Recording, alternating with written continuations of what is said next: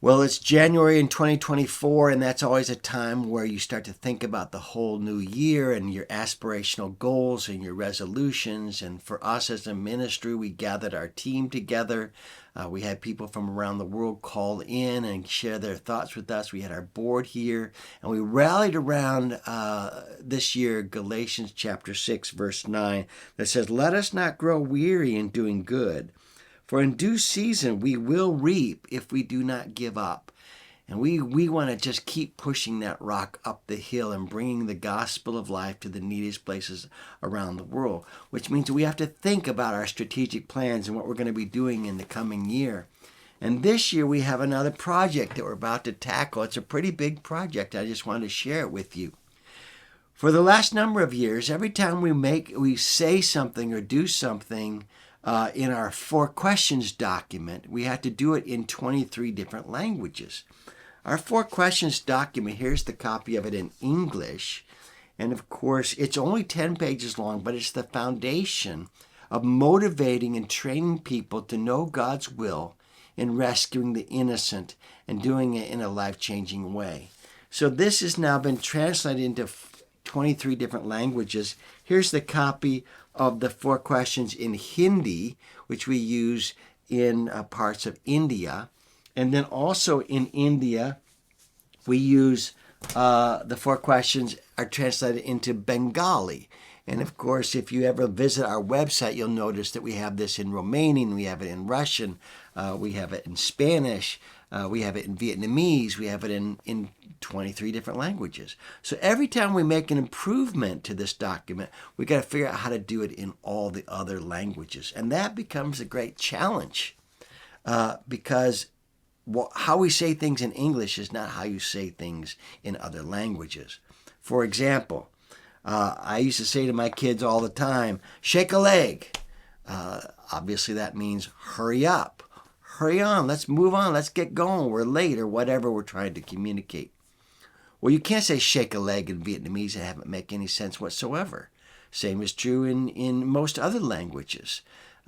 So when you translate something, you have to do it in a double translation form. You have to say what you want to say in plain English. Please hurry up, we're going to be late.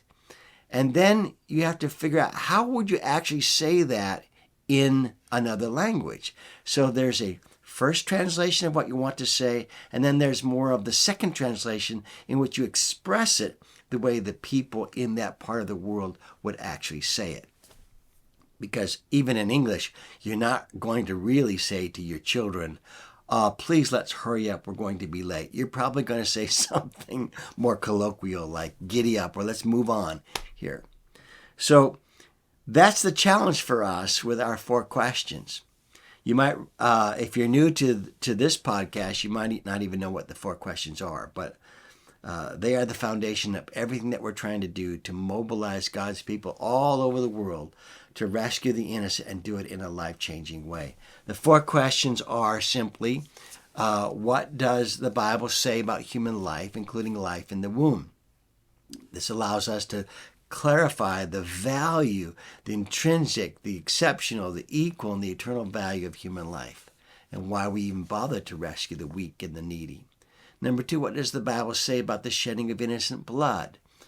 This allows us to look at, again, how it angers God when we commit murder, when we intentionally shed the blood of innocent people, including abortion. Number 3, how do we bring the amazing grace of God to the guilt and the grief of abortion so that people experience God's forgiveness and are set free from all that, the terror of the guilt and the grief that gnaws at our consciences?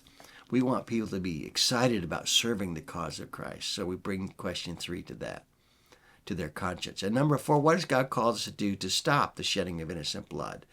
And that's the call to rescue. So this is the foundation of our ministry all over the world in the 32 different countries that we're serving in. And this year we want to make a video version of this written 4 questions document. We've done some early versions, but we think it's time for them to be updated. And now we're wrestling with all the translation challenges. We want to make 23 different versions of this video So we want to make sure that the content stays the same throughout in terms of what does the Bible say and what examples do we have and how should we do this in a way that saves the innocent and changes lives. But we need to say it in a way that connects with the people that we're speaking to. So obviously we need to, even the Spanish in Cuba is different than the Spanish in Chile. There's a different accent. There's different expressions in the same way the English spoken in the United States is a little bit different than the English spoken in England, for example. So it's a big project in which we need to figure out what we want to say. Then we need to figure out how to translate it in a way that makes sense to the people that we're speaking to. And then we need to say it in a way that normal, everyday people would say it. It's a big, big project, but it's very exciting because it's going to allow the people that we train, the pastors, to train their people and then use this video so that their people can share it with their family and friends. This is the great multiplier. I just show you one quick picture here.